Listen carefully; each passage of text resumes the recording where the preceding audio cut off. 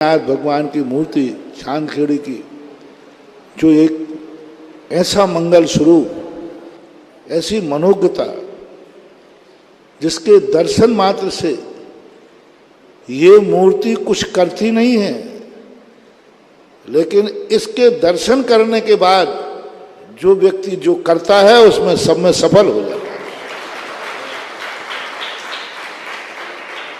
कई प्रकार की शक्तियां होंगी।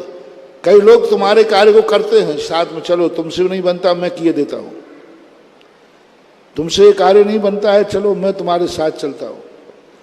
लेकिन ये मूर्ति कुछ नहीं करती, किसी के साथ नहीं जाती, लेकिन जिसको जो कार्य करना है और इस मूर्ति का ध्यान कर ले और यह मूर्ति यदि दर्शन दे दे तो जाओ, तुम जो कार्य करोगे उसमें सफलता जरूर मिलेगी, क्योंकि इसकी मुद्रा बड़ी मंगल स्वरूप है। कभी कभी क्या होता है कि व्यक्ति की चेहरा, व्यक्ति की दृष्टि, व्यक्ति का एक ऐसा सौम्य रूप होता है जिसके देखना भी शगुन कहलाता है। इस कार्यक्रम के पुण्यार्चक हैं इंदु जैन, शिखा जैन, वेदांत जैन, मनु जैन, विजय जैन, मोदी नगर निवासी, अमेरिका प्रवासी।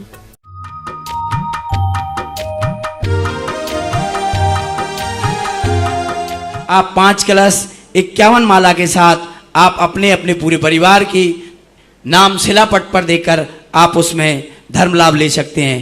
परम पूज्य मुनि पुंगव सुधा सागर जी महाराज ने दुनिया के सभी भक्तों को चांदखेड़ी के बड़े बाबा श्री आदिनाथ भगवान के दिव्य दरबार से आजीवन पीढ़ी दर पीढ़ी जोड़ दिया। वो भी कैसे? श्री भक्तांबर महामंडल विधान के माध्यम से मात्र 51,000 रुपए की राशि के माध्यम से आप भगवान आदिनाथ स्वामी की महाआराधना रूप श्री भक्तांबर जी से जुड़ सकते हैं। आपके परिवार द्वारा प्रतिवर्ष यहाँ भक्तांबर जी विधान किया जाएगा। आने वाली सभी भक्तों के लिए निःशुल्क भोजन की व्यवस्था, आवास और सुसज्जित द्रव्य के साथ ही एक चांदी का नंद्यावर्त प्रतिवर्ष आपको प्रदान किया जाएगा।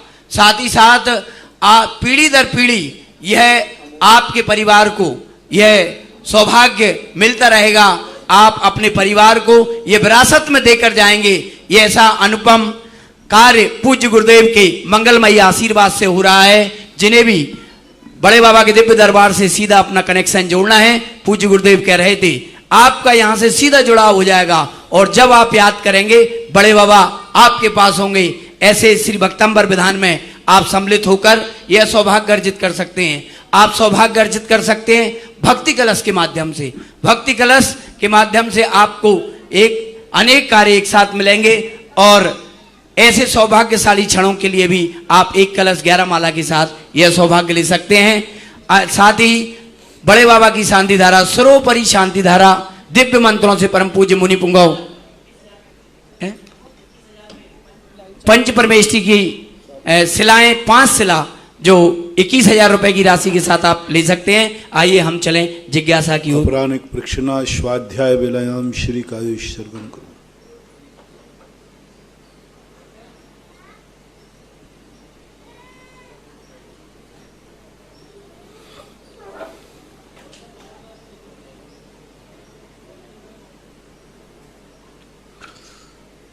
नमो अरिहन्तार्णं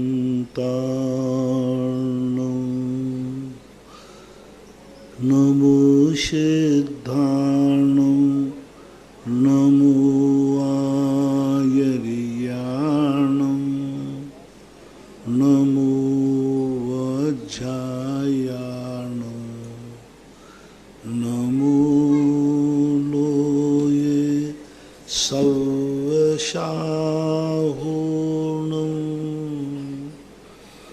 पंच परमेष्ठी भगवान की जय। आचार्य श्री गुरुवर कुंद महाराज की जय।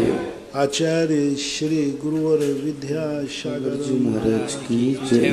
परम पूज्य निर्यापक श्रमण मुनि श्री सुधा सागर जी महाराज की जय हो। परम पूज्य श्री महासागर जी महाराज की जय। आज के दीक्षा महोत्सव की जय। डॉक्टर मगन जैन आष्टा गुरुवर नमोस्तु। महाराज जी, इनकी जिज्ञासा है, द्रव्य प्रत्याख्यान और भाव प्रत्याख्यान क्या कहलाता है और अवृत गुण स्थान में इसका स्वरूप कैसा होता है? द्रव्य और भाव। द्रव्य प्रत्याख्यान का अर्थ है उन वस्तुओं को त्याग देना जो अपनी जिंदगी के लिए हानिकारक है, उन वस्तुओं को त्याग देना जिससे धर्म के व्यक्ति को नीचे गिरना पड़ता है, उन वस्तुओं को त्याग देना जिससे परिवार की, कुल की, जाति की, राष्ट्र की हानि होती है, और उन वस्तुओं को त्याग देना जिनसे कर्मों का बंध विचित्र होता हो, विशेष होता हो। एक दूसरा प्रत्याख्यान वो कहलाता है कि उन उपकारी वस्तुओं में भी धीरे धीरे कम करना, शुभ का भी प्रत्याख्यान। अभी दशलाक्षण पर्व में हमने तप के दिन कहा था कि अभक्ष का ही त्याग प्रत्याख्यान नहीं होता, फिर धीरे धीरे भक्ष का भी होता है। अशुभ का ही प्रत्याख्यान नहीं होता, धीरे धीरे शुभ का भी प्रत्याख्यान होता है। पाप का ही प्रत्याख्यान नहीं होता, धीरे धीरे पुण्य की क्रियाओं का भी प्रत्याख्यान होता है। तो इस प्रकार से प्रत्याख्यान यम रूप भी होता है और नियम रूप भी होता है। जैसे आज भोजन किया, कल तक का प्रत्याख्यान कर लिया, और यावत जीवन पर्यंत भी प्रत्याख्यान होता है। अविरत सम्यक दृष्टि के लिए चूंकि अनेक रूप हैं, अविरत सम्यक गुण स्थान का इतने रूप हैं। एक त्रियंचों की भी अविरति होती है, नारकियों की भी अविरति होती है, देवों की भी अविरति होती है, और अविरति मनुष्य में कैसे लगाएंगे बोले इसको? मनुष्यों में भी होती है। इसलिए अविरत सम्यक दृष्टि का प्रत्याख्यान पूछा ना। हाँ जी, इसका अवृत सम्यक दृष्टि में इसका स्वरूप कैसा रहेगा प्रत्याख्यान का? वही तो बता रहा हूँ, वही सुनो तो सही। अविरत सम्यक दृष्टि का क्या विषय कह रहा था? बहुत अच्छा विषय था। मनुष्य विचारों में अवृत सम्यक दृष्टि होती है। चलिए आगे प्रश्न करें। नहीं, आप बोल रहे थे महाराज जी कि नारकियों में भी, त्रिंचों में भी। हाँ, अविरत सम्यक दृष्टि के लिए प्रत्याख्यान जी। अब नारकी भी अविरत सम्यक दृष्टि है, अब उसका प्रत्याख्यान कैसे बनेगा? उनका प्रत्याख्यान नहीं बनता क्योंकि वो नियोगी है। देवों का प्रत्याख्यान कैसा होता है? वो नियोगी हैं। भाव प्रत्याख्यान उनका होता है, भावों से वो बहुत कुछ विचार करते। अब रही बात मनुष्य त्रियंचों की, त्रियंचों का भाव प्रत्याख्यान है अविरति का, द्रव्य प्रत्याख्यान अविरति के नहीं होता। और जब व्यक्ति मनुष्यों में आता है तो मनुष्यों में मलेच्छियों का अविरत सम्यक स्थान होता है, चांडालों के अविरत सम्यक स्थान होता है। अब इनका प्रत्याख्यान जो होता है वह थोड़ा बहुत होता है। अब अंत में आता है जैन कुलाचार। अविरत सम्यक दृष्टि के जैन कुलाचार के प्रत्याख्यान होता है, क्योंकि जो षड आवश्यक कहे गए हैं ये जैन अविरत सम्यक दृष्टि के लिए कहे गए, चंडाल आदि के लिए नहीं, त्रियंचों के लिए नहीं। जैन कुल में जन्म लेने वाला जो अविरत सम्यक दृष्टि है, उस अविरत सम्यक दृष्टि के षड आवश्यक कहे गए। और षड आवश्यक में संयम भी आता है, तप भी आता है। तो वो कुलाचार के अनुसार पर जो जैन कुल का अविरत सम्यक दृष्टि है वो अपने आप में कुल के अनुसार सप्त व्यसनों का त्याग आदि करेगा, त्याग पूर्वक करेगा। अविरत सम्यक गुणस्थान नहीं बनेगा। रात्रि भोजन का त्याग करेगा, अविरत सम्यक दृष्टि। अविरत सम्यक दृष्टि का रात्रि भोजन का त्याग होगा। अविरत सम्यक एक कोई चारत की मुँह मत लेना, चारत मोह बस लेस न संयम लोग कहते हैं। तो चारत का अर्थ है 12 व्रतों में से वो कुछ भी ग्रहण नहीं करेगा। जैन दर्शन के यही सबसे बड़ी भूल हो रही है लोगों से। अविरत सम्यक दृष्टि में मैं तो कुछ भी कर सकता हूँ, कुछ भी व्यसन करूँ, कुछ भी शराब पीऊँ, कुछ भी करूँ, क्योंकि चारत मोह बस लेस नहीं। अरे भाई पहले ये तो बताओ कि जैन दर्शन में चारित्र किसे कहते हैं? चारित्र 2 प्रकार का होता है, देश चारित्र और सकल चारित्र। तो देश चारित्र कहाँ से शुरू होता है? पंचम 12 वर्ष नहीं, चारित्र की बात कर रहा हूँ, गुण स्थान नहीं। 12 व्रतों से ही चारित्र शुरू होता है। अब 12 व्रतों के पहले जो त्याग है वो कुलाचार है, अविरत सम्य दृष्टि का है। तो 12 व्रतों के अंदर जो विष्णु आते हैं, अनैतिक आते हैं, अभक्ष आदि आता है, ये जैन श्रावक का प्रत्याख्यान है। मुझे इसलिए लंबी चौड़ी व्याख्या इसलिए बनाना पड़ी क्योंकि अविरत सम्यक दृष्टि का लोग चंडाल में घटाते हैं। अविरत सम्य दृष्टि, रोधे महाराज जी, अविरत सम्य दृष्टि त्रियंच कौन से छान के पानी पीता है? अविरत सम्य दृष्टि कौन सी देव पूजा करता है? अविरत सम्य दृष्टि कौन से महाराज को आहार देता है? तो अब बताओ, त्रियंचों का अविरत सम्य दृष्टि मनुष्य में लगा रहे, और मनुष्य महाराज जी चांडाल देखो प्रतिमाधारी बन गया, तो वो तो ना पूजा करे, ना अभिषेक करे और ना आहार दे, तो भी उसका पंचम गुण स्थान है कि नहीं? तो तुम चांडाल बन जाओ ना, तुम्हारे लिए छूट दे दूंगा। महाराज हमारे सामने प्रश्न किया जयपुर के अंदर कि महाराज देखो, सूकर कोई पंचम स्थान होता है, वो कौन से देव पूजा स्वाध्याय करता है, ये करता वो करता है, कौन से आहार देता है, फिर भी गुण स्थान है। तो मैंने कहा सूकर क्यों नहीं बन जाते? फिर बन जाओ, फिर तुम्हारे सब छूट है, हरिजन बन जाओ ना, क्यों बाधा क्या है? जैन श्रावक के अनुसार बनोगे तो जैन श्रावक की आचार संहिता है, जैन श्रावक की आचार संहिता है। जैन श्रावक रात में नहीं खा सकता, प्रतिमाधारी नहीं, अविरति। 8 वर्ष के ऊपर कभी भी जैन कुल में जन्म लेने वाला खा ही नहीं सकता रात में। 8 वर्ष के ऊपर, ये प्रत्याख्यान होना चाहिए इसका। 8 वर्ष के ऊपर वह अभक्ष का, शहद का, मांस का आदि नहीं कर सकता, कोई नशे की वस्तु का प्रयोग नहीं कर सकता, जैन श्रावक है। तो महाराज जी, इसका अर्थ ये हुआ कि जो श्रावक रात को खा रहे हैं, आलू प्याज खा रहे हैं, मध्य मांस मसूर, तो सम्य दृष्टि है ही नहीं है, बिल्कुल 100% जैन श्रावक जी। एक अजैन व्यक्ति रात में खाने वाला, एक त्रियंच खाने वाला फिर भी हो सकता है। जैन कुल में जन्म लेने वाले की बात कर रहा हूं, क्योंकि कुलाचार के बिना धर्माचार आ ही नहीं सकता, पहले कुलाचार है। तो ये तो लोगों को ने ऐसा स्वाद, भैया अपन लोग तो अविरत सम्य दृष्टि हैं, अपना कोई त्याग नहीं। अरे इसको त्याग लिया किसने है? कौन से आचार्य ने कहा कि ये त्याग है? चारित्र है। तो रात्रि भोजन करना, अभक्ष का त्याग करना, सप्त विष्णु का त्याग करना आदि आदि, ये सब अविरत सम्य दृष्टि के हैं। गोष्ठी हुई थी जब सांगानेर के अंदर, उस समय एक प्रश्न उठा था कि ये षड आवश्यक तो प्रतिमाधारियों के लिए है। मैंने कौन सी प्रतिमा में लिखे? देव पूजा, गुरु पास्ते, स्वाध्याय, कौन सी पूजा में लिखा है? कोई प्रतिमाधारी को नहीं है। ये सब अविरत सम्य दृष्टि ग्रस्त के हैं। अविरत, जिसने कोई व्रत नहीं लिया, ऐसा जैन श्रावक बिना पूजा के भोजन नहीं कर सकता, करता है तो सम्य दृष्टि नहीं। बात सीधी बात है। जैन कुल में जन्म लेने वाला व्यक्ति यदि अभिषेक पूजन नहीं करता है तो वो 3 काल में 3 लोक में कभी जैन कुलीन सम्यक दृष्टि हो ही नहीं सकता। बहुत अच्छा। गुरु पास्ती, जो गुरु की नवदा भक्ति आदि नहीं करता, अविरत सम्य दृष्टि, वो सम्य दृष्टि हो नहीं सकता। स्वाध्याय जो नहीं करता, अपनी शक्ति प्रमाण करे या सुने सुनावे, सम्य दृष्टि नहीं हो सकता। संयम, इंद्रिय और प्राणी संयम जो एक नैतिकता के नाते जैन कुल में नहीं होता है, उसको यदि वो नहीं लेता है तो नहीं होगा। त्याग, धर्म, अपनी शक्ति प्रमाण त्याग और दान, ये 6 आवश्यक हैं अविरत सम्यक दृष्टि के। और ये नहीं है तो पूज्यवर योगेंद्र स्वामी ने परमात्म प्रकाश में लिखा, जो अपने आवश्यकों को नहीं पालता है वह महापापी की संज्ञा उसको दी गई है, ये मानना चाहिए। नहीं तो लोगों ने तो धुमाल चौकड़ी मचा रखी। बोले चारित मोह बस लेस न से, बोले चारित की परिभाषा तो बना भाई ऐसा। कमला जैन खुरई, गुरुवर नमोस्तु। महाराज जी, इनकी जिज्ञासा है कि शील की रक्षा के लिए अगर कोई महिला या पुरुष आत्महत्या करता है तो वह आत्महत्या की श्रेणी में आएगा कि धर्म की श्रेणी में आएगा? तीर्थ रक्षा क्या, उसके मरने से तीर्थ की रक्षा हो जाएगी?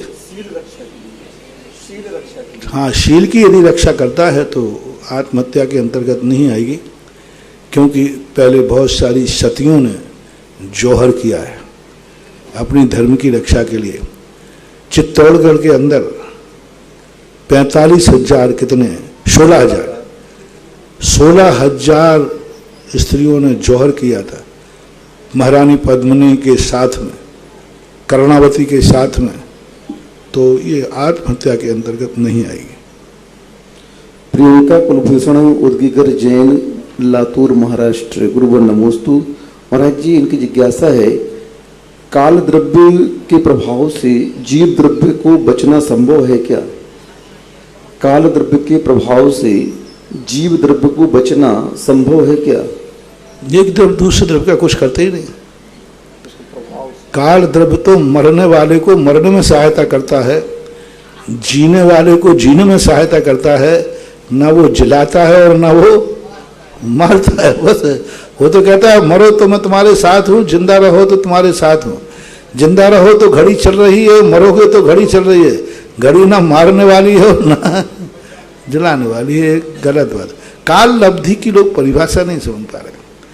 काल लब्धि का अर्थ काल की उपलब्धि नहीं, काल लब्धि का अर्थ है जो कार्य जिस काल में किया गया वही उसकी लब्धि। लब्धि यानी कार्य जिस काल में किया जाए। जैसे हमने कहा अभी अपना जिज्ञासा का काल है, तो जिज्ञासा कर रहे हैं सो काल है, काल में जिज्ञासा नहीं लिखा है, ऐसा मान। निर्मल जैन, मिर्ची, अशोक नगर। गुरुवर नमोस्तु। महाराज जी, इनकी जिज्ञासा है कि 12 तप और 10 धर्म आचार्यों के 36 मूल गुणों में आते हैं, तो फिर ये 10 धर्म और 12 तप श्रावक और मुनि पर हम कैसे घटित करें? अभ्यास रूप में आचार्यों को तो इसलिए कहे कि उनको अनिवार्य है। यदि वो ही पालन नहीं करेंगे तो शिष्य कैसे पालन करेगा? वो ही अनुकरण नहीं करेंगे तो शिष्यों को कैसे करेंगे? मुनियों के उत्तर गुण में आया है। एक तो काम चलाओ, मूल गुणों को जो पालन कर रहा है वो 33 नंबर की श्रेणी में आ रहा है।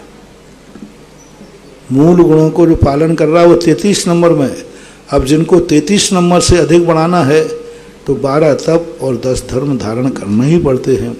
मुनियों के मूल गुण में तो नहीं कहे, लेकिन मुनियों को पालन करने के लिए कहा गया है। 12 तप वो लेते हैं। और श्रावक के जो तप आते हैं वो औपचारिक रूप से, क्योंकि सम्यक दृष्टि पहली क्लास में विद्यार्थी क्यों ना पढ़े, लेकिन उसकी दृष्टि पहली को ही पढ़ने रहती है कि उसकी पूर्ण पढ़ाई करने का लक्ष्य रहता है। पूर्ण पढ़ाई करें। पूर्ण इसी प्रकार से प्रारंभ में से वो तप का संस्कार लेता है, पढ़ने का संस्कार लेता है। विभव जैन, काला, सूरत। गुरुवर नमोस्तु। महाराज जी पूछ रहे हैं कि दुआ और बद्दुआ का प्रभाव जीवन में पड़ता है क्या? बहुत ज़्यादा पड़ता है, बहुत ज़्यादा। उधीड़ना होती प्रभाव का अर्थ किसी की बद्दुआ हमारा नाश नहीं करेगी, किसी दुआ हमारी विकास नहीं करेगी, वो हमारे कर्मों की उधीड़ना कराती है। क्योंकि विचार पौद्गलिक होते हैं। पुद्गल वर्णाएं पुद्गल वर्णाओं से टकराती हैं। कई बार आप लोगों ने देखा होगा, आप लोग कहते भी आज मेरी गद्दी में खुजली चल रही है। हाँ जी। कोई मेहमान आने वाला है, अब वर्णाओं से वर्णाएं टकरा रही है, तो ये सारी चीजें तो प्रभाव पड़ता है। पूरी शांति धारा इसी पर आधारित है। पूरी शांति धारा में उन लोगों के लिए दुआ दी गई जो एक इंद्रिय है, त्रियंश है, उनके लिए भी कहा गया। तो ये सब चीज़ें पूरी भक्तिवाद पूरा इसी में भरा है। और 12 भावनाएं किसकी हैं? 16 कारण भावनाएं किसकी हैं? भावनाओं का बराबर प्रभाव पड़ता है।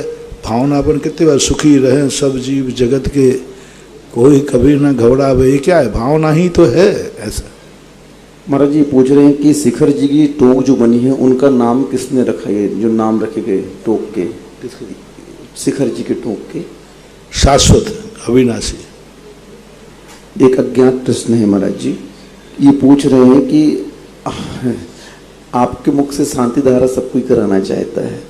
अब कई लोग उस राशि को सहन नहीं कर पाते हैं, तो महाराज जी पहले तो हमें भी बताओ कि तुम्हारे पाप के खर्चों में कितना पैसा खर्च होता? मैं तो फ्री में करा दूंगा, लेकिन गरीब की आड़ में अमीर। प्रतिदिन 10 नाम गरीबों के बोलता हूँ,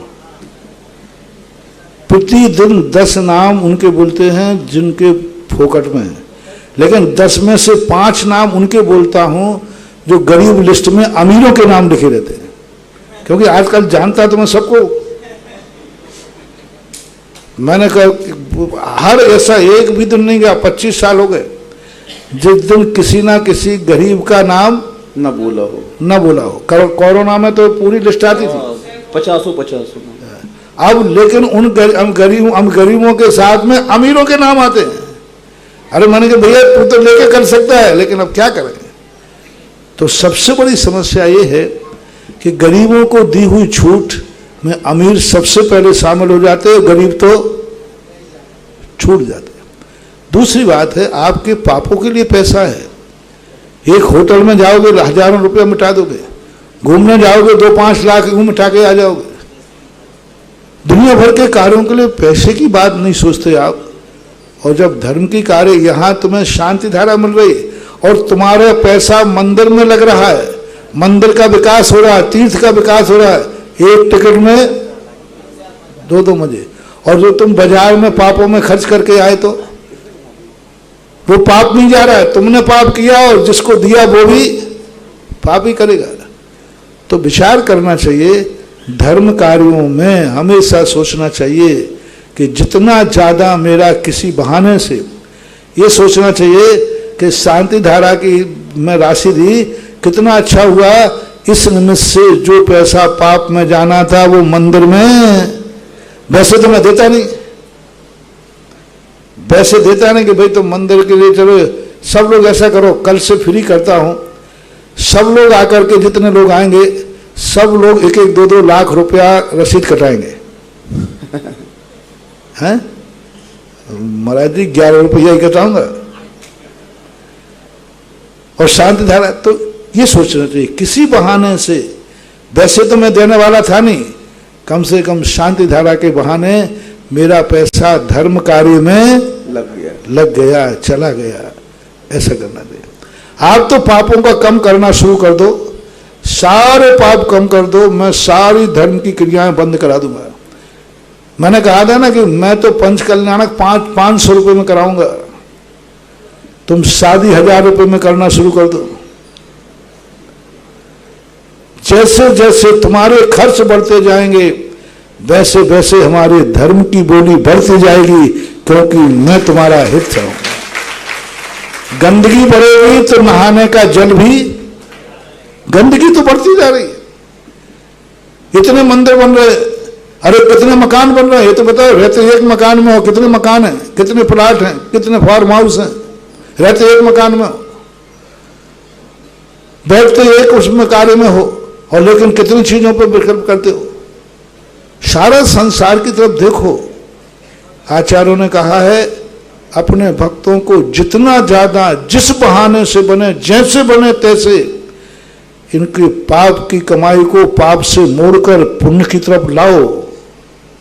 जैसे बने तैसे, इसका कोई हिसाब किताब नहीं है। जैसे उसका जो कमाई है वो कहीं ना कहीं तो जाएगी, बिल्कुल जाएगी।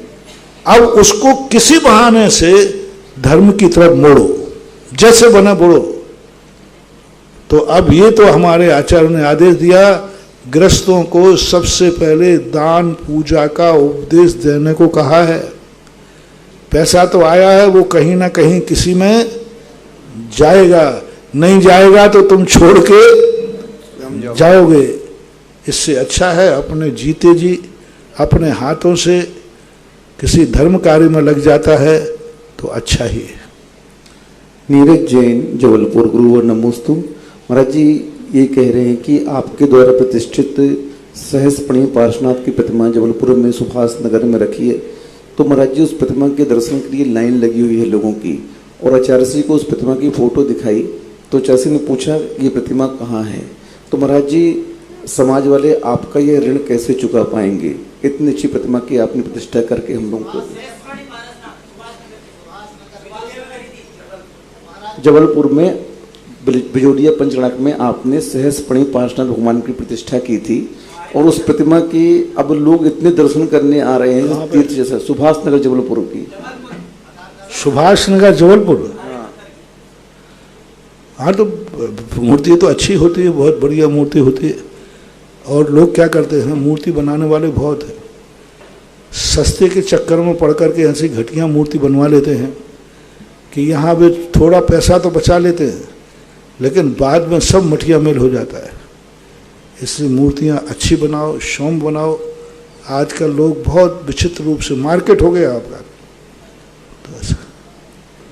अनीता जैन ब्यावर नमोस्तु। महाराज जी, इनकी जिज्ञासा है कि रात्रि भोजन त्याग को पहली प्रतिमा में ही रख दिया गया, फिर छठी प्रतिमा का नाम रात्रि भोजन त्याग क्यों रखा गया? क्या होता है कि उसके अनेक अर्थ हैं। टीकाकारों ने राई भोजन शब्द का प्रयोग किया,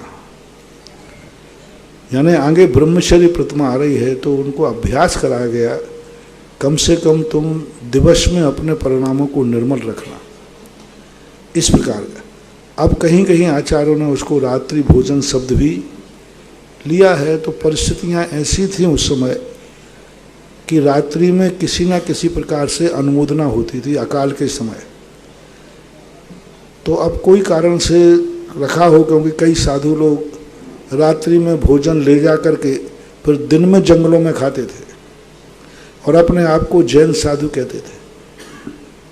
तो आचार्यों ने कहा कि नहीं, ऐसा नहीं चलेगा, मन वचन काय से पूर्णता रात्रि का भोजन त्याग होना चाहिए। ना तो ला सकते हो, ना बना हुआ खा सकते हो, आदि आदि बातें, कोई रहस्यमयी बात है। पूज्यवर बटकेर आचार्य महाराज ने इस शब्द का प्रयोग नहीं किया। बहुत बाद में रात्रि भोजन का, रात्रि अणुव्रत का प्रयोग हुआ है, बटकेर महाराज ने नहीं किया। पूज्यवर कुंद महाराज ने अपने साहित्य में इसको स्थान नहीं दिया। हालांकि ये गाथा पूज्यवर कुंद भगवान ने अष्टपाहड़ में लिखी है। दंसन वय सामाय पोषय सचित राय भूत, ये गाथा अष्टपाहड़ की है, उसमें ये शब्द आया है, लेकिन इसका विस्तार रूप से उनका कहीं भी देखने में नहीं मिल रहा है। अरविंद जैन गंगवाल चौरई छिंदवाड़ा, गुरुवर नमोस्तु। महाराज जी, कई बार मंदिर बन जाता है, नया मंदिर, प्रतिष्ठा नहीं होती है और वेदी पर प्रतिमाएं रहती हैं तो लोग उन पर चावल चढ़ाते हैं, तो महाराज जी ये कहाँ तक उचित है? अप्रतिष्ठित प्रतिमा प्रतिष्ठित नहीं है और लोग चावल वगैरह चढ़ाने लगते उसको। नहीं चढ़ाना चाहिए, अज्ञानता है उनकी। अब लोग चढ़ाते हैं, उनको मालूम नहीं हो तो चढ़ा देते, इसलिए भी तो हो सकता है, मालूम नहीं हो तो चढ़ा देते। श्रीमती नमिता जैन कोटा, गुरुवर नमोस्तु। महाराज जी, इनकी जिज्ञासा है कि हम लोग तन से तो तप कर लेते हैं उपवास आदि करके, मन से तप कैसे किया जाता है? मन से तप किया जाता है जब लक्ष्य शुद्ध हो। लक्ष्य शुद्ध होना ही मन से कहलाता है। जब किसी व्यक्ति में हमें लाभ दिखता है ना, तो वह कार्य हम मन से करते हैं। आप लोग भोजन मन से कैसे कर लेते हो? मन से करते हो कि भोजन के बिना मन के? हैं? चाय मन से पीते हो कि बिना मन से? पानी मन से पीते हो कि बिना मन से? हैं? तो अब ये सारे कार्य मन से करते हो, अकेले धर्म के कार्य में कैसे मन से करते हो? जब संसार के कार्य सब मन से करते हो, मन लगा के करते हो, मन उसी में रहता है, इधर उधर भी नहीं रहता है। तो धर्म कार्य भी करना चाहिए। उसका मूल कारण है कि तुम इसका लाभ नहीं समझ पा रहे हो कि इस क्रिया करने से हमें कितना लाभ है। यदि लाभ, क्योंकि दो कारणों से ही मन सही दिशा में चलता है, एक तो भय, दूसरा प्रीति, लाभ। उसको भय ऐसा हो जाए कि ऐसा नहीं करूंगा तो कितना नुकसान है, और उसको लाभ जाग जाए कि ये करूंगा तो कितना लाभ है, तो फिर अपने आप मन उसमें लग जाता है।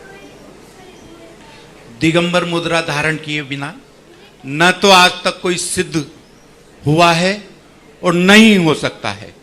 जिनमें पाषाण को भगवान को बनाने की क्षमता है, ऐसे हमारे शावकों का कल्याण करने वाले देशना के माध्यम से, जिज्ञासा के माध्यम से निर्यापक श्रमण मुनि पुंगव श्री सुधा सागर जी महाराज सत्संग के पवित्र पावन चरणों में चंद्रोदय तीर्थ क्षेत्र पर विराजे हुए सभी भक्तों की ओर से, सुधा कलश और जिनवाणी चैनल पर सुन रहे सभी भक्तों की ओर से त्रिकाल बार नमोस्तु भगवन, नमोस्तु भगवन, नमोस्तु भगवन। प्रथम जिज्ञासा के लिए आमंत्रित हैं तरुण जी बज, स्वाई माधोपुर, और तैयार रहेंगे सुशीला जी पाटनी, आर के मार्बल वाली भाभी साहब।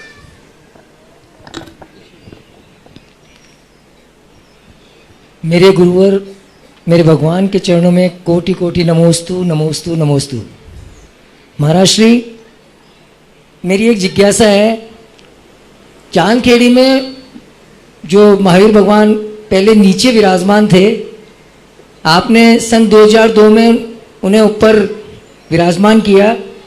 तब से यह देखने में आ रहा है कि यह विकास की ऐसी गंगा बह रही है जो रुकने का नाम नहीं ले रही है और निरंतर विकास हो रहा है।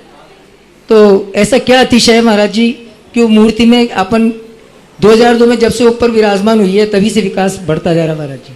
जब मैं यहाँ आया पहली बार तो मूल स्थान प्रवेश करते ही मूल स्थान खाली था और मूल स्थान पर भगवान बाहुबली की मूर्ति विराजमान थी।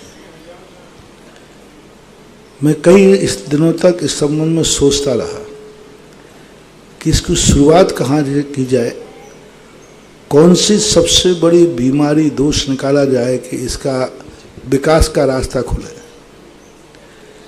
करीबन 10 से 15 दिन बाद मुझे एक दिन बाहुबली का दर्शन कर रहा था। दर्शन करते करते उन्होंने कहा, जब तक तुम मुझे नहीं खिसकाओगे तुम कुछ भी नहीं कर पाओगे, क्योंकि मूल स्थान पर मेरा स्थान है ही नहीं है। मैं मूल स्थान के लायक मैं नहीं हूं, मेरा स्थान ही नहीं है मूल स्थान। तीर्थंकरों का ही मूल स्थान होता है। दूसरा, मेरी आकृति जितनी बड़ी है उस आकृति के अनुसार ये गर्भालय नहीं है।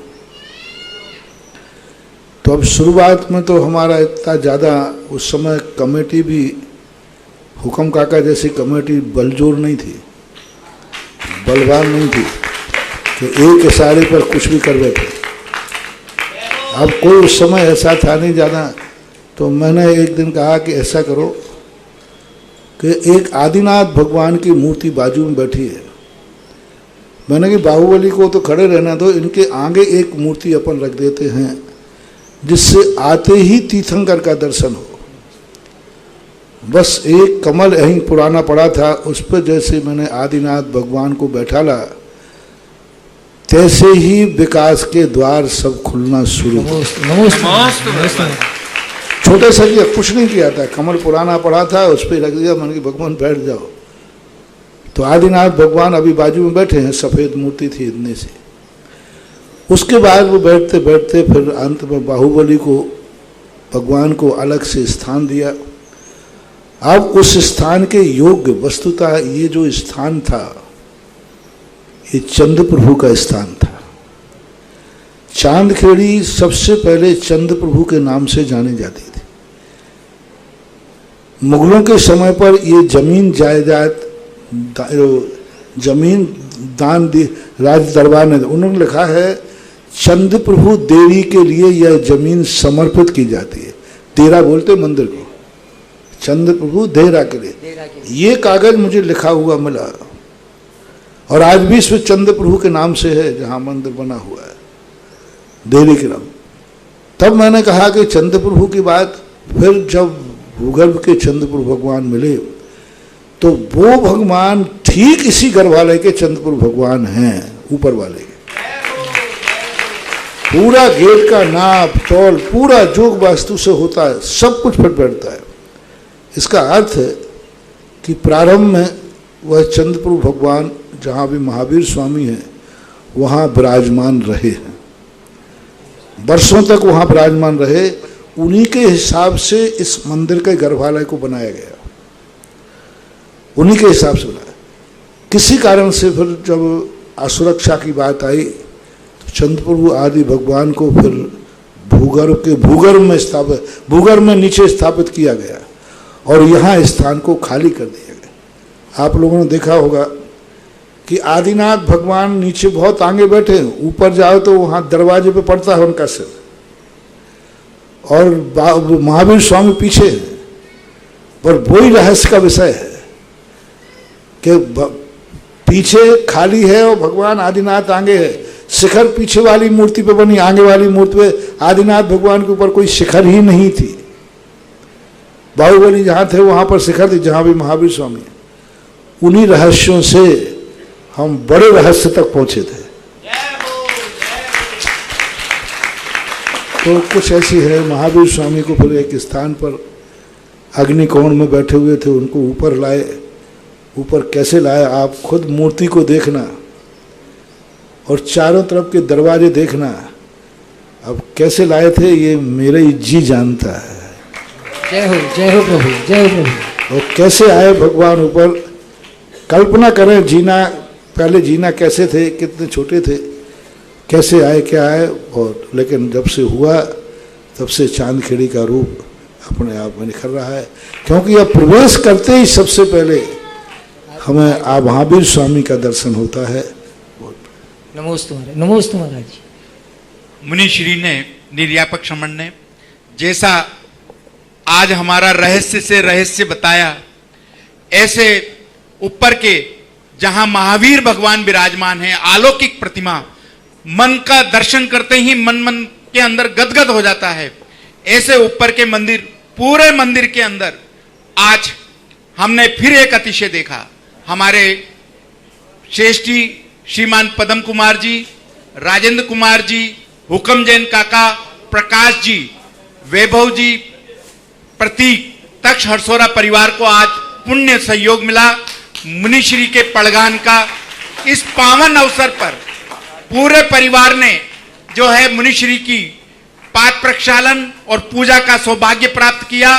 पावन प्रसंग पर इस प्रसंग पर पूरा परिवार इतना आनंदित था, उत्साह में था कि भावना भाई हमें आज ऐसा कार्य करना है जो एक इतिहास का निर्माण करे। और उस इतिहास के निर्माण के लिए गुरु चरणों में आशीर्वाद लिया और 351 कलश से ऊपर के पूरे मंदिर का इतना खूबसूरत कार्विंग का काम, जो कि अपने आप में एक इतिहास का निर्माण करेगा, उसका पुण्य अर्जन किया। परिवारजन पधारे और हमारे श्रेष्ठ महानुभाव उनका अभिनंदन और स्वागत करें। देखिए, जैसे अभी तरुण जी कह रहे थे ना, इस चंद्रपुर भगवान के अब ऐसे श्रीफल चढ़ाएं परिवारजन। ऐसा विचित्र काम हुआ है कि अब यहाँ कोई भी योजना होगी, कितने अरबों की भी योजना होगी तो भी वो पूरी होगी। सबसे पहले जब शुरुआत में भगवान आवाज नहीं करना भाई, बीच में बिना बोले, एक मिनट हुक्म, रुक जाओ, रुक जाओ।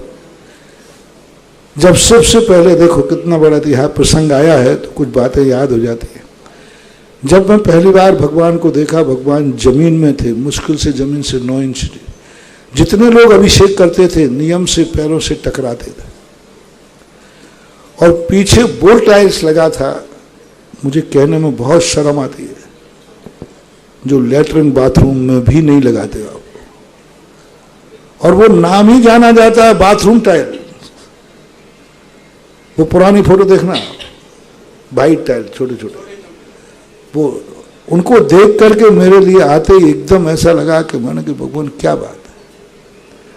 उस समय जब उच्चासन पर विराजमान किए, पूरा गर्भालय एक इतना चमगादड़ों के द्वारा पूरा का पूरा था। ऐसा एक दिन उस समय अशोक पार्टी आया, मैंने कि देखो मूर्ति कितनी बड़ी, मैंने उच्चासन पर तो दे दी लेकिन मूर्ति के अनुसार गर्भालय नहीं है। उस समय आज से 15 साल पहले गर्भालय का श्रृंगार उस समय किया आर के मार्वल परिवार वालों ने। इस बार जब अपन सामने आए तो विस्तार की जब बात आई, हालांकि हुक्म बाबू की नीयत थी विस्तार पर, मुझे सब मालूम है। मैंने जब इसके 500 कलश की घोषणा की बात आई, मैंने कि इतना तो लग जाएगा, तो मैंने कि कौन मिलेगा, कि आप बोलो मिलेगा। तो मैं थोड़ा हंडी के चावल तो जानते ही हूँ, तो इनकी नीयत थी कि माल बिकेगा नहीं, बाद में मुझे मिलेगा। इनका भाव था, जो विस्तार करा ना 500 कलश वाले वाला, तो उन्होंने कहा कि कोई आने वाला तो है नहीं अभी फिलहाल में, तो ये एक ना एक दिन हम ले लेंगे। लेकिन इनको मालूम नहीं है कि आदिनाथ भगवान का माल है। एक दिन पांड्या परिवार आए, आशा जी, उन्होंने ले लिया। अब ऊपर का माल बचा था तो इन्होंने, आज खुशी तो थी लेकिन इसलिए ले लिया कि ये भी जाने वाला है, और कोई ये घोषणा नहीं करते तो शायद ये इनको मिलता नहीं, ये भी पक्का है। घोषणा तो आज होती, यदि ये 2 घंटे रुक जाते तो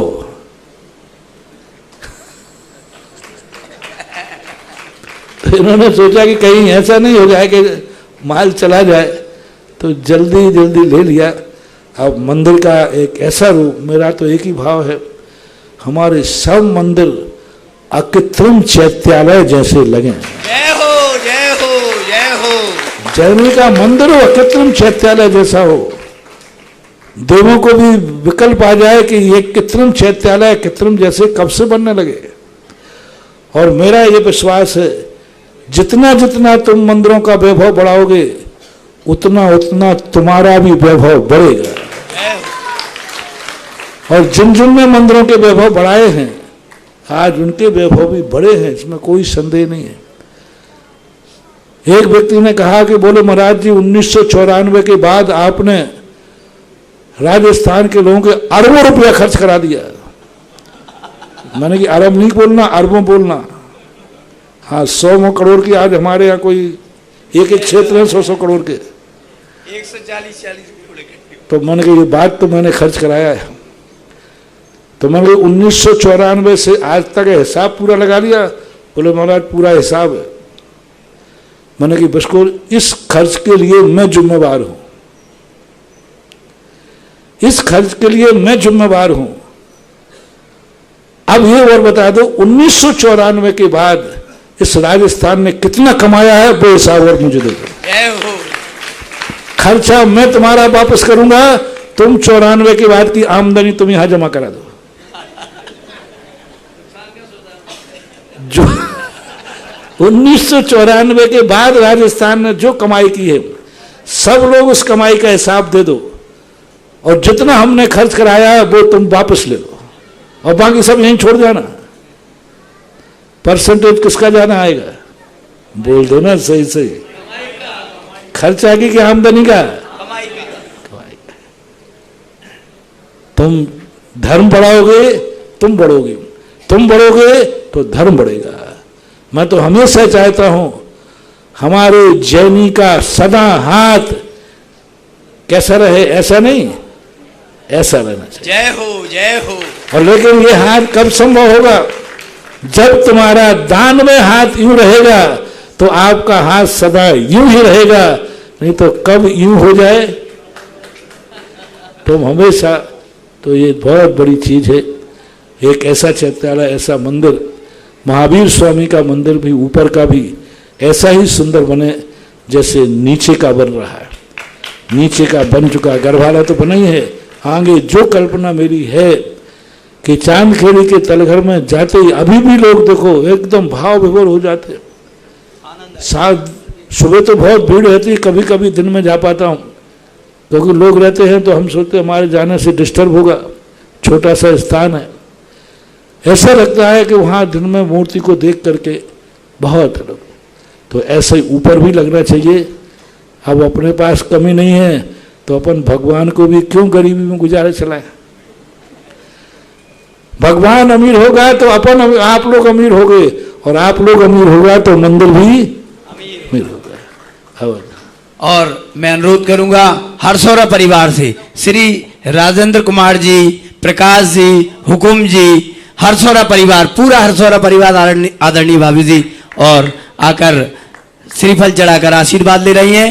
चंद्रोदय तीर्थ क्षेत्र कमेटी के श्रोमणी संरक्षक और आर के मार्बल ग्रुप के डायरेक्टर, निर्देशक, मार्गदर्शक, आदरणीय श्रोमणी तीर्थ क्षेत्र कमेटी के श्रोमणी संरक्षक आदरणीय बाबूजी श्री कंवरलाल जी साहब से मैं अनुरोध करूंगा वह श्री राजेंद्र कुमार जी हरसौरा साहब श्री हुकुम जी काका को पगड़ी पहनाकर कमेटी की ओर से सम्मानित करें। दोनों हाथ ऊपर उठाकर जोरदार, भैया आपसे पैसे नहीं ले रहे, दोनों हाथ ऊपर उठाकर जोरदार ताली बजाएं। बाबा का दिव्य दरबार बन रहा है, सज रहा है, हम उसमें अनुमोदना के पुष्प अर्पित करें। और आदरणीय श्रावक श्रोमणी श्राविका श्री सुशीला जी पाटनी साहब यहाँ उपस्थित हैं। मैं उनसे भी भाभी जी से अनुरोध करूंगा वे हमारी भाभी जी का यहाँ माला, तिलक, पगड़ी से सम्मान करें। हमारी थुवन जी कमेटी के अध्यक्ष श्री अशोक जी आ जाएं और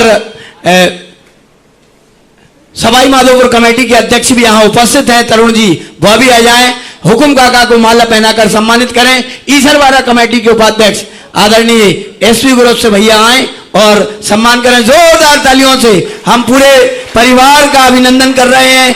ऐतिहासिक अवसर है, गौरव भाई आए साथ दें और सम्मान की श्रृंखला को मैं चांदखेड़ी कमेटी के महामंत्री श्री नरेश जी बैद, कोषाध्यक्ष श्री गोपाल जी वकील साहब, श्री विनोद जी सुरलाया, श्री नरेश जी बैद साहब से अनुरोध करूंगा पूरे परिवार को मालाओं से सम्मानित करें और आप सब तालियां बजाएं। गौरव भाई उठ के आए और काका को माला पहनाएं। और इसी के साथ दीक्षा दिवस पर जोरदार तालियां बजाएं। आनंद भाई माला पहनवाएं। हमारी अनेक कमेटियां यहाँ उपस्थित हैं, पूरी कमेटियां स्वागत करना चाहती हैं, तथा आए। परम पूज्य गुरुदेव के दीक्षा दिवस पर जयपुर से हमारे मित्र और हम सबके चाहते विनोद भाई ने राजस्थान पत्रिका और दैनिक भास्कर का विशेषांक प्रकाशित किया है। पत्रिका का अंक पूरे राजस्थान में प्रकाशित है और इसके विमोचन के लिए मैं आज यहां अनुरोध करूंगा हमारी कमेटी, चांदखेड़ी कमेटी के पदाधिकारियों के साथ ही श्रोमणी संरक्षक आदरणीय पाटनी साहब से वह इन अंकों का विमोचन करेंगे। वकील साहब लेके जाएं। महाराज जी के सामने। काका वहीं ठीक, वहीं ठीक, वहीं ठीक। साथ ही लोक जीवन पत्रिका जो भीलवाड़ा से प्रकाशित है, इसका भी हम यहां विमोचन कर रहे हैं। और सभी वकील साहब ले लें, आ जाएं विपिन, ले आए गौरव को ले आए और ये लोक जीवन का विमोचन संपन्न कराएं। और दैनिक पत्रिका का विशेषांक, साथ ही चांदखेड़ी कमेटी ने एक पूरा पेज परम पूज्य आध्यात्मिक संत निर्यापक श्रमण मुनि पुंगव सुधा सागर जी महाराज के 39वें दीक्षा दिवस पर विशेष रूप से प्रकाशित किया है। इस अंक को यहाँ पूरा बंडल रखा है, मनोज भाई सबको वितरित कराएं। ये अंक, पूरा अंक विशेष रूप से परम पूज्य आध्यात्मिक संत निर्यापक श्रमण मुनि पुंगव सुधा सागर जी महाराज के जीवन को विस्तार से प्रकाशित किया गया है। पिछले 39 साल से देश दुनिया में धर्म की प्रभावना का डंका बजा रहे हैं। ऐसे परम पूज्य गुरुदेव के चरणों में देश दुनिया के तमाम भक्तों की ओर से बारंबार नमोस्तु, और उन भक्तों की ओर से जिन्होंने पूरे राजस्थान में, यहाँ किसी को पता नहीं है, एक अखबार में 2-2 जगह से पेज लग रहे हैं। जयपुर से अलग पेज है, कोटा राजस्थान से अलग पेज है, इस तरह भीलवाड़ा से अलग पृष्ठ है, मध्य प्रदेश भोपाल और इंदौर से अलग पृष्ठ है। यह सब भक्तों ने तैयार किया है और यह हम सब की भक्ति इस दीक्षा दिवस पर परम पूज्य गुरुदेव के चरणों में अर्पित है।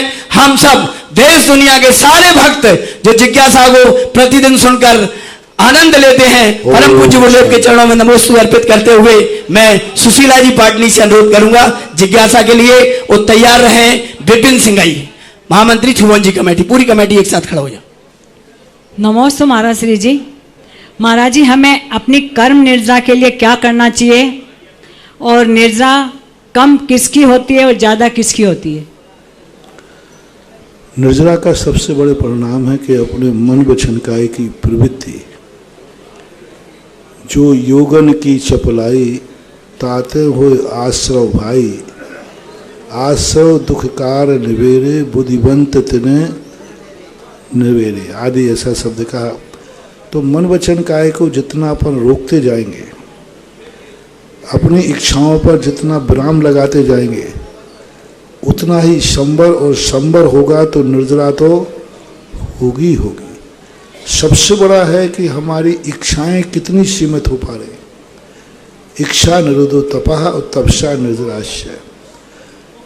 अपने परिणामों को जितना अपन करें, आज की जिंदगी मिली है तो हम आज तक ही सीमित रखें, कल का कल देखा जाएगा। रात भर की जिंदगी मिली तो हम रात भर सीमित रहें, कल का कल देखा जाएगा। तो हम ऐसी स्थितियों में यदि अपने परिणामों को जितना सीमित करते जाएंगे, उतना ही हम निर्जरा से बचते जाएंगे। और इसी क्रम में किसकी कम अधिक निर्जरा है, उसका क्रम भी यही है। अविरत सम्यक दृष्टि जितना छोड़ता है उसका है। देश प्रति जितनी इच्छाएं छोड़ देते उतनी निर्जरा है। महावृत्ति जितनी छोड़ देता है उतनी निर्जरा है। तो अपने परिणामों को जितना निर्वृत्ति करता है पर पदार्थों से, उतना ही वो निर्जरा के अभिमुख होता रहता है। सबकी बस बाहर की जो चर्या है, कौन किस कार्यों से निवृत्त हुआ है, उसी के आधार पर निर्जरा का निर्धारण पूज्यवर उमा स्वामी महाराज ने किया है। महाराज जी, आज दीक्षा दिवस था, हम तो अपनी कर्म निर्जरा से वंचित रहे। न सुबह पूजा हुई, न दिन में प्रवचन हुए, न कोई दिन के आज कार्यक्रम हुए। आज जो शांति धारा का पुण्य अर्जन किया है, चंद्रोदय पर देवादिदेव श्री आदिनाथ भगवान का मस्तक से अभिषेक और शांति धारा का प्रथम पुण्य अर्जन किया है श्रीमान कंवरलाल जी, महावीर जी, अशोक जी भाई साहब, सुशीला जी, सुरेश जी, शांता जी, विमल जी, तारिका, पाटनी परिवार, किशनगढ़। आपने 11 कलश 11 श्रीफल से पुण्य अर्जन किया है। पधारें, गुरुचरणों में श्रीफल बैठ करके आशीर्वाद प्राप्त करें। कमेटी उनका अभिनंदन और स्वागत करें। दूसरी शांति धारा का पुण्य अर्जन किया था सत्येंद्र जी, गौरव, सांभवी, आद्विक, स्मृति जैन सूरत ने 5 कलश 55 श्रीफल से।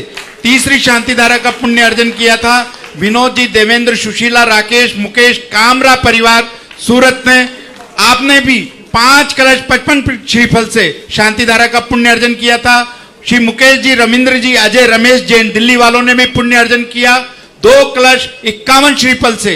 और श्री राजेंद्र कुमार, सतीश कुमार, निर्मल कुमार, राहतगढ़, आपने भी पुण्य अर्जन किया 1 कलश 11 श्रीफल से। इसी के साथ असीम भक्तामर पधारे जो यहाँ पर हैं, उन सबका अभिनंदन। गुरु श्रीफल बैठ करके आशीर्वाद प्राप्त करें। इसी के साथ में असीम कालीन भक्तामर विधान का पुण्य अर्जन किया है श्री सुनील, मंजू, पारस, प्रियंका, पीयूष, पल्लवी, परी, पंचरत्न, पूजा, विकास, रियाज जैन, समस्त खुर्रई परिवार। और दूसरा आज पुण्य अर्जन किया है श्रीमती मेना देवी, तरुण, सपना, अरुण, हर्ष, बच परिवार, सर्वार्थ सिद्धि, स्वाई माधोपुर। भक्ति कलश का पुण्य अर्जन किया है श्रीमती निशा, अरुण कुमार, महावीर प्रसाद जैन, श्रुति, प्रतीश जैन, रियांशी, महेशा जैन परिवार सूरत गुजरात ने। पधारें, जो भी यहाँ पर हैं श्रीफल बैठ करके आशीर्वाद प्राप्त करें। कमेटी अभिनंदन करें। अगली जिज्ञासा के लिए पधारें। जिज्ञासा बोले भाई साहब। परम पूज्य गुरुदेव के चरणों में श्री दर्शनोदय अतिशय तीर्थ क्षेत्र थोवन जी के सभी कमेटी की ओर से बारंबार नमोस्तु। नमोस्तु गुरुदेव, नमोस्तु, नमोस्तु। गुरुदेव, आपके आशीर्वाद और मार्गदर्शन से दर्शनोदय अतिशय तीर्थ क्षेत्र थोवन जी निरंतर दिनों दिन उत्तरोत्तर प्रगति की ओर सोपान पर है। गुरुदेव, ऐसा और क्या मार्गदर्शन हमें दें ताकि हम और आगे बढ़कर क्षेत्र को बहुत आगे ले जा सकें। गुरुदेव, नमोस्तु। क्षेत्र को जितना अपन उनके अधिकार क्षेत्रों को विस्तृत करेंगे, उतना ही लोग कर्तव्य को भी पूरा करते हैं। आपने दर्शनोदय तीर्थ क्षेत्र को अंतर्राष्ट्रीय घोषित करके कि ये क्षेत्र मात्र अशोकनगर जिले का नहीं है, ये क्षेत्र सारे भारत और विश्व का है।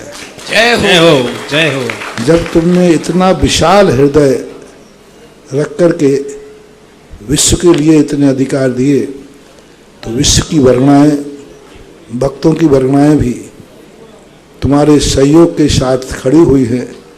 उस कारण से बस अब इतना और है कि अशोकनगर सबसे बड़ा तीर्थ क्षेत्र लेकर के बैठा है। मेरी एक भावना है कि अशोकनगर का एक भी घर ऐसा ना बचे जिस घर का कोई एक सदस्य हर हफ्ते थोवन जी का गंदोदक लेके आवे। जय हो गुरुदेव, जय हो। हर घर का सदस्य, यानी हफ्ते में एक दिन अशोकनगर के हर घर में गंदोदक आना चाहिए। पड़ोसी के द्वारा नहीं, घर का सदस्य जाकर के हफ्ते में एक दिन लावे। और जो हफ्ते में एक दिन जिन्होंने दर्शनोदय तीर्थ क्षेत्र का गंदोदक लाएगा, वो एक हफ्ते तक ऐसी एनर्जी पाएगा कि वो हफ्ता तो उसका बहुत अच्छी तरह बीतेगा। ये अशोकनगर के लिए सबसे बड़ी बात है। अब कोई ज्यादा बड़ा काम नहीं है, हफ्ते में एक दिन जाना है और गंदोदक लेकर के आना है। क्योंकि बहुत बड़े, और हर घर के सदस्य में से कम उसका उस क्षेत्र का ट्रस्टी बने, ये प्रदर्शित करे कि क्षेत्र ही मेरे पास नहीं है, मैं उस क्षेत्र की रक्षा करने के लिए भी संकल्पबद्ध। जय हो, जय हो। ये दो कार्य होते हैं, फिर क्षेत्र का विकास करना नहीं पड़ेगा। क्षेत्र का विकास ऐसे दौड़ेगा जैसे चंद्रोदय थी चांदखेड़ी का दौड़ रहा है। जय हो, जय हो गुरुदेव। जिज्ञासा करेंगी श्री मीना जी शास्त्री उदयपुर, और तैयार रहेंगे श्री संजय जी मुंगावली। संजय सिंह जी, इस बीच हमें बिंदु जैन, सीमा जैन धनोपिया आपकी ओर से 5 शिलाएं बड़े बाबा के दिव्य दरबार में स्थापित करने का सौभाग्य उन्होंने लिया है। पधारें, आशीर्वाद लें। और मुनिश्री के चरणों में कोटिश नमन, कोटिश नमन, कोटिश नमन। महाराज श्री, जो बाल मरण के बारे में कहा जाता है कि सारे अज्ञानी जीव के मरने के बाद स्वर्गीय लिखा जाता है, और सामान्य मुनि आचार्यों की समाधि के बाद भी स्वर्गीय ही लिखा जाता है। तो महाराज श्री, ये सारे जीव कहाँ जाते हैं, कौन सी जगह जन्म लेते हैं, इसके आगम में कोई कथन मिलता है? और आज आपके मुंह से हमने जो 29 अंक प्रमाण मनुष्य राशि के बारे में, और वीतराग सम्यक दर्शन, सराग सम्यक दर्शन के बारे में सुना, उसको सुनकर रोंगटे खड़े हो गए। जहाँ जीव राशि भावना इसलिए स्वर्गीय लिखा जाता है कि हर व्यक्ति ये भावना भाता है कि व्यक्ति मर कर के अच्छी गति में जाए, लेकिन भावना के अनुसार ही गति हो जाए तो दुर्गति होगी नहीं। कौन जीव कहाँ जाता है अपने अपने परिणामों के ऊपर आश्रित है। तत्वार सूत्र में हर गति को जाने वाले परिणामों का उल्लेख है।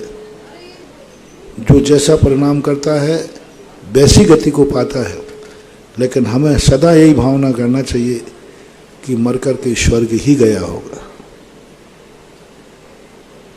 अगली जी महाराज श्री, एक छोटी सी शंका है एक बस कि जैसे कोई, अब हेलो शास्त्री जी बन, संजय जी।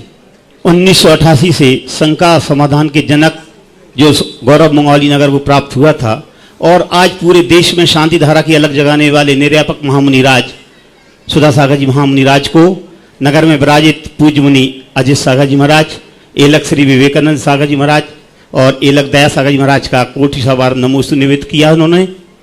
पूज्य गुरुवर, हमारी ये शंका है कि मंगौली जैन समाज ने एक पाषाण का मंदिर बनाने का आशीर्वाद प्राप्त किया।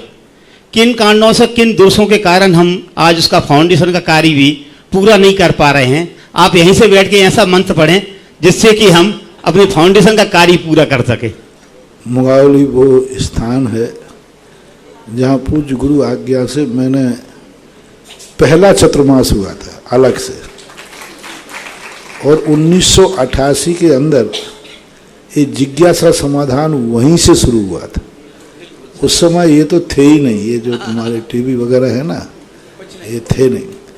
लेकिन जिज्ञासा समाधान आचार्य भक्ति के बाद वैद्य जी के मंदिर की छत के ऊपर आचार्य भक्ति के बाद होता था।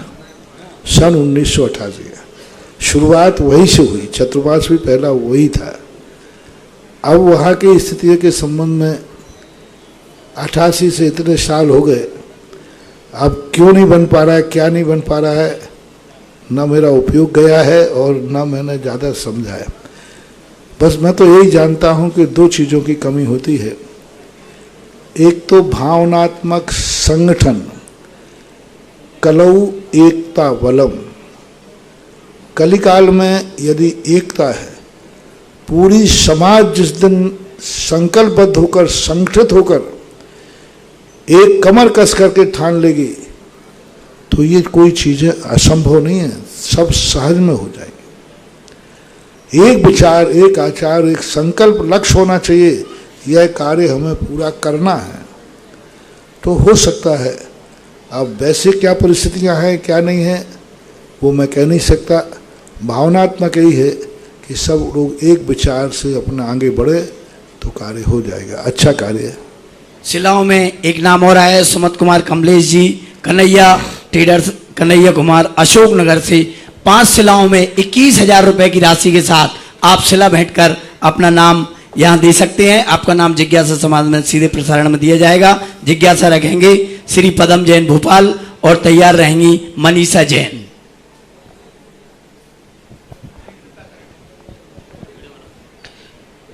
गुरुदेव त्रिवारी नमोस्तु नमोस्तु नमोस्तु। महाराज जी पूजन में जैसे लिखा होता है फांस तनकसी तन में साले चाहे लंगोटी की दुख भाले, महाराज जी इसका क्या मतलब होता है? फांस, छोटी सी फांस पैर में लग जाती है तो व्यक्ति को चलने नहीं देती। इतने बड़े शरीर में छोटा सा कांटा होता है। इसी प्रकार परिग्रह थोड़ा सा भी है तो वह कहीं ना कहीं से हमें संकलेश कराता है।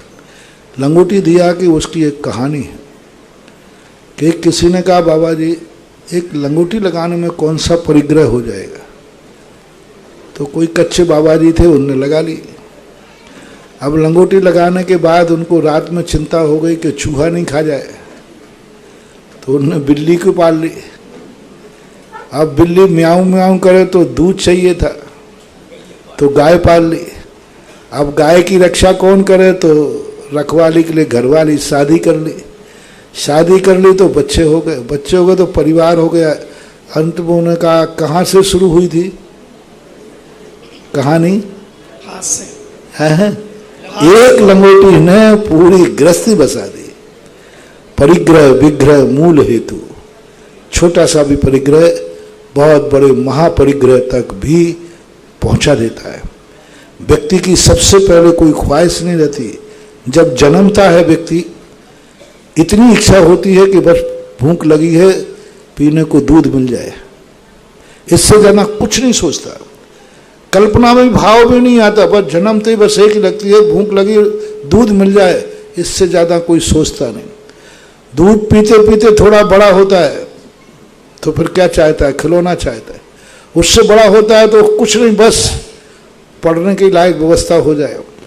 पढ़ने के बाद फिर सोचता है बस नौकरी या आजीविका हो जाए। फिर आजीविका के बाद क्या क्या सोचता है वो तो आप समझदार हैं, सब जानते ही हैं। एक बूंद के दूध से, एक कटोरी दूध से शुरू होती है जिंदगी। एक कटोरी के दूध से, एक कटोरी दूध पीता है बच्चा, कितना दूध पीता है? एक कटोरी भर दूध की इच्छा रहती है जब व्यक्ति जन्मता है। अब विचार करें, एक कटोरी की इच्छा मरते दम तक कितनी बड़ा रूप ले लेता है। कितना बड़ा रूप, कल्पना करो, कोई कल्पना नहीं कर सकते। तो वो जो एक कटोरी दूध की इच्छा ने आज इतनी बड़ी इच्छा कर दी कि सारा विश्व कम पड़ जाता है। सारी दुनिया को चाहता है कि सारी दुनिया मेरी हो जाए, मैं सारी दुनिया पर राज्य करूं। तो वो एक कटोरी दूध की इच्छा, वो फांस तनकसी तन में साले चाहे लंगोटी की दुखवाला। तैयार रहेंगे? नमोस्तु महाराज। जिज्ञासा रखेंगे मनीषा जैन और प्रश्न लाएंगे अनमोल जैन, मास्टर अनमोल जैन। 5 शिला रखने का सौभाग्य स्वर्गीय श्री लक्ष्मी चंद जी की पुण्य स्मृति में श्रीमती बादामबाई, महेंद्र कुमार, कमलेश कुमार, रानू सानू, सिंगई परिवार, बेगमगंज ने लिखा है। पहुंचे, शिलाएं समर्पित करें। महाराज श्री के चरणों में नमोस्तु नमोस्तु नमोस्तु। महाराज श्री कहते हैं कि सभी के जीवन में गुरु होने चाहिए, और कहा है कि जिसके जीवन में गुरु नहीं उसका जीवन शुरू नहीं। महाराज जी कहते हैं कि अपनी गलतियों का प्रायश्चित हमें अपने गुरु के समक्ष करना चाहिए। लेकिन कई बार होता है कि हम जैसे गुरुओं के दर्शन के लिए जाते हैं, लेकिन अपनी गलतियों का प्रायश्चित करने के लिए उनके समक्ष तक नहीं पहुंच पाते हैं। तो हमें ऐसे में क्या करना चाहिए? प्रायश्चित किस चीज का होता है पहले ये भी देखना चाहिए। घर में दूध लुढ़क गया, बरनी फूट गई, इसकी FIR लिखाने के लिए थाने जाओगे तो हैं? अब महाराज जी वो घर में एक बच्चे ने दूध लुढ़का लिया, बरनी फोड़ दी, तो अब इन सब के लिए FIR नहीं होती। हमारे यहाँ प्रायश्चित शुरू होता है 12 व्रतों से। 12 व्रत लेने के बाद प्रायश्चित की विधि शुरू होती है। और प्रायश्चित जब लिया जाता है, दिया जाता है, जब वो गलती दोबारा ना करो। महाराज जी हम गाड़ी चला रहे थे, एक चूहिया आ गई, प्रायश्चित दे दो, पनी कल से गाड़ी का त्याग है क्या? फिर आ जाओगे, फिर आ जाओगे। इसलिए त्याग जिसका होता है फिर प्रायश्चित की स्थितियां बनती हैं। आप लोगों का प्रायश्चित यही है कि अपनी गलती को एहसास करो, आलोचना करो, भविष्य में सावधानी रखो। यही अविरति के लिए कहा गया है, ऐसा मानना चाहिए। मास्टर अनमोल और तैयार हैं नीलू जैन सुल्तानपुर। नीलू जैन जी माइक पहुंचाएं। मास्टर अनमोल है क्या? तैयार रहें। सुषमा जैन बहुत शीघ्रता से माइक पहुंचाएं करें। नमोस्तु नमोस्तु नमोस्तु। गुरुवर 16 कारण भावनाओं में दर्शन विशुद्धि भावना के लिए मुख्यता क्यों दी गई है? क्योंकि दर्शन का यदि निर्दोषपना नहीं होगा तो सारी भावनाएं निरर्थक हैं। दर्शन का अर्थ होता है जब तक हमारा सच्चा श्रद्धान नहीं हो और उसमें दृढ़ता नहीं हो, मन में यदि अनेक प्रकार संशय, विपर्य और अनद्वेषाय भाव कहलाते, मन ही निर्मल नहीं है तो क्रियाओं से क्या होगा। इसलिए दर्शन विशुद्धि भावना जरूरी है, क्योंकि उसके बिना शेष भावनाएं फलीभूत नहीं होती। सुषमा जी शीघ्रता माइक पहुंचाएं सो। और अगली जिज्ञासा रखेंगे विनोद जी मोदी।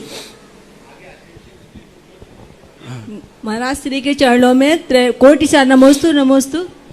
महाराज श्री, जब तीर्थंकर भगवंत का विहार होता है तो क्या समूहसनम विघटित होता है?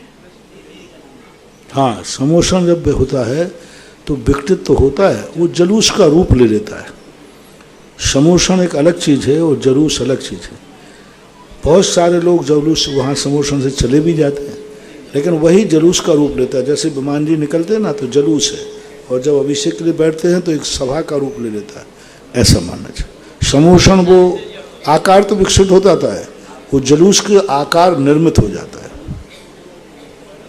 विनोद जी और तैयार रहेंगे श्री राजेंद्र जी हरसोरा।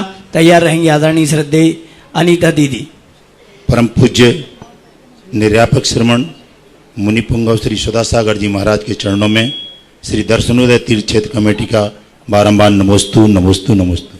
परम पूज्य गुरुदेव, आपके चरण जहाँ जहाँ पड़े हैं सभी क्षेत्रों पर भक्तांबर का विधान का कार्यक्रम संपन्न हो रहा है, और हमारे यहाँ थूमन क्षेत्र में भी आदिनाथ स्वामी बड़े बाबा हैं, और बहुत सारे लोगों की ऐसी भावना है कि वहाँ पर भी विधान का कार्य प्रारंभ हो।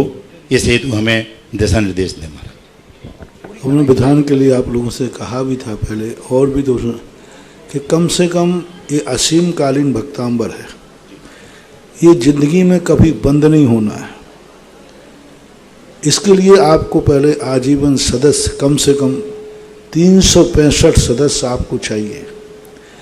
365 सदस्य जब चंद्रोदय चेत को बिजोलिया के अंदर इन्होंने कहा था, तब इनको हमने कहा था कि आप इतने सदस्य लाइए। ये लोग लाए। आप लोगों के पास इतने बड़ी अशोकनगर समाज है, थोबन जी में कुछ भी असंभव नहीं है। जय हो, जय हो। बाहर की जरूरत ही नहीं है। अशोकनगर में कितने घर हैं? 2000 घर हैं। उनमें से चाहिए कितने? 365 चाहिए, यानी कितने हो गए? 1/4 भी से भी कम हो गए। तो सब यदि ठान लें, सब लोग विचार करें, क्योंकि ये घटना देखो कितनी बड़ी, ये सब चीज़ों के एक के बाद एक जुड़ते जाते हैं। आज चंद्रोदय तीर्थ क्षेत्र का विकास तुम देख रहे हो, जहाँ 5000 रुपया बोलना बहुत बड़ी बात कहलाती थी, आज 500 कलश भी यूं बोल जाते। जय हो। एक दिन दर्शनोदय तीर्थ क्षेत्र में भी ऐसा ही होगा। जय हो प्रभु, जय हो। लेकिन पहले तुम लोग अपनी देखो, पहले सीधी बात है, दुकान में पूंजी लगाओ, बाद में ग्राहक की मुनाफा कमाओ। तैयार है महाराज। तो पहले तुम लोग सदस्य तो बनाओ, कम से कम 365 सदस्य बना लो। बहुत बड़ी चीज है ये भक्तांबर। जो ये लोग कहते थे कि तीर्थ तो बन रहे हैं, वहाँ अभिषेक नौकर करते हैं, पुजारी करते हैं, वो भी भार मान के करते हैं।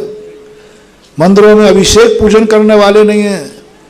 मैं इन कहने वालों के लिए मुंह बंद करना चाहता हूं कि तीर्थ क्षेत्र वो नहीं है जहां अभिषेक नहीं हो रहे हैं, पूजा नहीं हो रहे। तीर्थ क्षेत्र वो है भारत के जहां पूजा तो छोड़ो, प्रतिदिन विधान हो रहे हैं। जय हो जय हो। जय हो जय हो। विधान हो रहे हैं, प्रतिदिन विधान हो रहे हैं। देखो कहाँ पूजा करने वाले नहीं, पुजारी लगे हैं सर। 90% क्षेत्रों पर पुजारी लगे थे। वहां का अभिषेक पूजन कौन करता था? पुजारी था, एक पुजारी। सब राजस्थान का यही हाल थे, कोई नहीं करना, सब पुजारी करते थे। आज देखो पूजा ही नहीं, हर क्षेत्र में 12 बजे तक तीर्थ क्षेत्रों पर विधान होते हैं ठाठ से। तीर्थ क्षेत्र यही मेरा बस चले तो मैं तो वो वर्णन बनाना चाहता हूं जो कुंद कुंद भगवान ने अकृत्रिम चैत्यालय में कहा है कि अकृत्रिम चैत्यालय में कभी किवाड़ बंद नहीं होते हैं, क्योंकि 24 घंटे दर्शनार्थी जाते हैं। मेरा मन जोड़ मारो चाले तो जय हो सारे मंदिरों में 24 घंटे कोई ना कोई मिलना चाहिए भक्त। 2-4 मंदिरों में तो चालू कर पाया हूं, हनुमान ताल और ललितपुर में अभी, जहां 24 घंटे कभी बाहर से ताला नहीं लगता। मेरी धारणा है कि मकान में बाहर से ताला लगा है तो मकान मालिक अंदर नहीं है, और जेल में बाहर से ताला लगता है तो समझ लो अपराधी अंदर है। तो बाहर से जब मंदिर में ताला लगता है तो मैं अंदर क्या मानूं? अपराधी अंदर है या मालिक बाहर है? ये तो मालिक नहीं, देखो मैं सीधा साधा आदमी भाई। बाहर से ताला कब लगता है? अपराधी अंदर हो, जब मालिक बाहर हो या फिर अपराधी। तो मेरा मन करता है कि मंदिरों में कभी किवाड़ लगे तो अंदर से लगे, बाहर से लगे ही नहीं। और अंदर से लगने का अर्थ है मालिक अंदर है, यानी कोई ना कोई भक्त अंदर है। कर सकते, कुछ भी कठिन नहीं है, प्रजातंत्र है। थोड़ा थोड़ा सा भाव सब बनाए और मंदिरों को अकृत्रिम चैत्यालय जैसा करें। एक एक दिन में एक एक व्यक्ति ठान ले के एक दिन हम 24 घंटे परिवार में मंदिर में रहेंगे, लो साहब अकृत्रिम चैत्यालय बन जाएगा। तो भक्तांबर का विधान की शुरुआत आप करें। जहाँ जहाँ ये विधान शुरू हुए हैं वहाँ की समाज करने वाले लोग मान विधान करके जब लौट के आते हैं क्या गदगद होके आते हैं। यहीं आके विधान करने लोग आते हैं, महाराज जी बहुत आनंद आ गया। तो करना चाहिए। दर्शनोदय थुवंजी में आप 365 नाम कीजिए, मैं आशीर्वाद दे दूंगा। दर्शनोदय तीर्थ थुवंजी में जो भी विधान में नाम लिखाना चाहता है वो थुवंजी तक नाम पहुंचा दे। और अगली जिज्ञासा रख रहे हैं श्री राजेंद्र जी हरसोरा। अंतिम जिज्ञासा रखेंगे काम नहीं चलेगा नेताजी, ओ नेता जी महाराज। हाँ, कहने से काम नहीं चलेगा। पहले टीम संकल्पबद्ध होकर नियम ले कि मैं इस कार्य को 2-3 महीने में करके रहूंगा। ऐसे ही तुमने कह दिया हाँ साहब करना चाहिए, नहीं साहब कर लूंगा साहब। महाराज जी 50-75 हाँ, ऐसा नहीं, इसको कटिबद्ध होके काम करो, संकल्पबद्ध होके काम करो, एक अभियान लेके काम करो, और अभियान लेके चलोगे तो काम हो जाएगा। पूर्व गुरुवर के चरणों अभी हमने 2-3 दिन में चर्चा करने में लगभग 100 नाम तो हमारे पास आ ही गए 2-3 दिन में, और हम विश्वास दिलाते हैं दिवाली तक पूरे 365 नाम हम कर देंगे। बहुत अच्छा। पूज्य गुरुवर के चरणों में लोग उपस्थित हैं, सबके विधान गोदा। पूज्य गुरुवर के चरणों में मेरा और मेरे परिवार का बारंबार नमोस्तु नमोस्तु नमोस्तु। गुरुवर मेरी जिज्ञासा ये है कि व्यापार में जैसे हम लोग काम करते हैं तो कुछ मतलब यहाँ तक कि 30 जीवों की हिंसा हो जाती है और कभी कभी एक्सीडेंट भी हो जाता है, आदमी तक मर जाता है, तो उसमें हम लोगों को कितना दोष लगता है? मतलब देखो, व्यापार आरंभ और परिग्रह से युक्त ही है, उसका नाम ही आरंभ और परिग्रह है। और आरंभ का अर्थ है सावध। ये दुर्घटनाएं नहीं कहलाती, ये व्यवस्थाएं कहलाती हैं। क्योंकि ये व्यापार में होगा तभी तो व्यापार को अहिंसक नहीं कहा। विरोधी हिंसा आपकी होती है, लेकिन सावधानी आपको रखना चाहिए, पश्चाताप आपको होना चाहिए, और जिनके हो जाते हैं उनके प्रति आपकी सहानुभूति होना चाहिए। 3 कार्य कर सके, एक तो सहानुभूति, पश्चाताप और सावधानी, यही है। बाकी तो ये घटनाएं अनादिकाल से होती आई, आज व्यापार के माध्यम से होते हैं। पहले भी व्यापार होते थे, खेती किसानी होती थी, युद्ध होते थे, तो अब ये घटनाएं चलती रही हैं, ऐसा मानो। नमोस्तु महाराज। सुनीता दीदी जल्दी करें। और ये बालक पारस जैन इंदौर से भी छोटी जिज्ञासा रख रहा है, बेटा जल्दी से बोलो। नमोस्तु महाराज जी, मेरा ये प्रश्न है, जैसे जो कम दान करते हैं छोटे लोग, वो ही आचार्य श्री के पास क्यों जाते हैं? जो बड़ा दान करते हैं वो क्यों जाते हैं? छोटे दान वाले क्यों नहीं जाते आचार्य श्री के पास? आचार्य श्री के पास छोटे दान वाले क्यों नहीं जाते? बड़े दान वाले ही आचार्य श्री के पास जाते। क्योंकि उनके काम बड़े हैं, वो बड़े महाराज हैं। जय वो बड़े महाराज, तुम छोटे महाराज के पास चले जाए करो, खास मत। पूज्य निर्यापक मुनि श्री सुधा सागर महाराज जी के चरणों में कोटि सा नमोस्तु नमोस्तु। महाराज जी, वर्तमान में 3 गुप्तियां हो सकती हैं क्या? और वर्तमान में 3 गुप्तियां हो सकती हैं क्या? वर्तमान में 3 गुप्तियां हो सकती हैं क्या? 3 बल, 3 गुप्ती और त्रयोग में क्या अंतर है? 3 गुप्तियां वर्तमान में ब्रह्मदेव सूर्य महाराज ने गुप्तियों के 2 भेद किए, एक सराग और एक वितराग। सावध से निर्वृत्ति रूप गुप्ति आज भी है, सदा से रही थी, क्योंकि सावध की निर्वृत्ति का। लेकिन जो गुप्ति पूर्णता योग निरोध वाली गुप्ति है वो 14वें गुण स्थान में है। एक देश गुप्ति 11वें, 12वें, 13वें गुण स्थान में है। उससे भी एक देश गुप्ति 7वें गुण स्थान में है, और 7वें गुण स्थान से 8वें, 9वें, 10वें में है।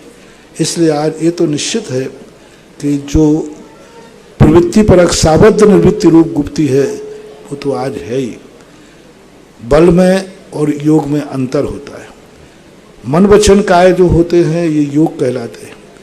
इनमें जो शक्ति होती है, हाथ अपने पास है लेकिन हाथ में ताकत कितनी है? ताकत का नाम बल है। हाथ तो सभी के कहलाएंगे।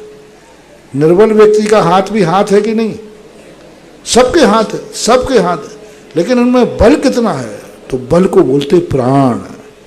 इसलिए मन वचन काय जो प्राण के अंतर्गत आते हैं, बल के अंतर्गत आते हैं, उसकी शक्ति कितनी है ऐसा मानना। हाथ पैर हो जाने से ही कार्य नहीं होगा, जब तक उसमें बल नहीं होगा, ताकत नहीं होगी। जिज्ञासा। इस कार्यक्रम के पुण्यार्चक थे इंदु जैन, शिखा जैन, वेदांत जैन, मनु जैन, विजय जैन, मोदी नगर निवासी, अमेरिका प्रवासी।